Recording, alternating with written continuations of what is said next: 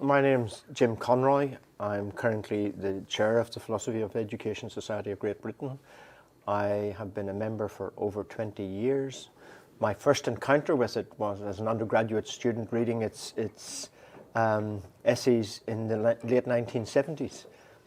The Society is the proprietary owner of the journal, and the journal both feeds into the Society but also receives from the Society lots of its world-class copy. We've had a really close, strong bond between the Society and its journal over very many years, despite the fact that the Society's governance and the journal's governance are kept pretty separate in order to protect the academic integrity of the journal. Well, I think the journal, together with Impact, which is, of course, our offshoot high impact set of discussion papers, we're constantly trying to bring to attention of policymakers, of professionals, of senior decision makers in the development of education, critical normative questions that shape the kinds of practical decisions that they make.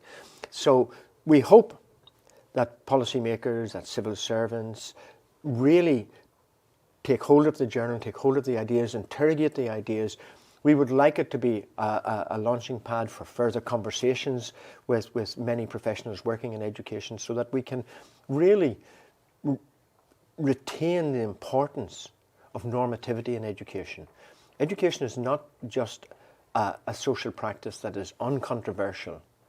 It is a social practice where people bring their values and their assumptions to bear, and we want to work with people to help to expose those and show how those values, those assumptions, in being laid bare, can help us to make better policy in education and therefore create better opportunities for young people.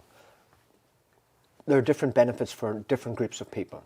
For an undergraduate reading this, it's their first opportunity to begin to think about normative questions. When you leave school and you come to university first, generally you haven't thought much about these questions, despite the fact that you've been lodged in that social practice for 14 years.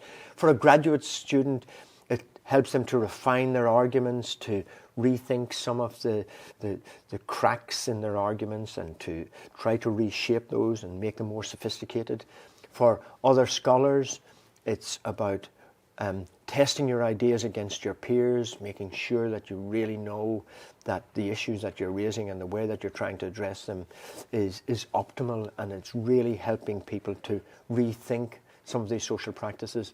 And for people outside education, policymakers, politicians and so on, we want to help to inform their debate, since politics is constitutively a normative practice.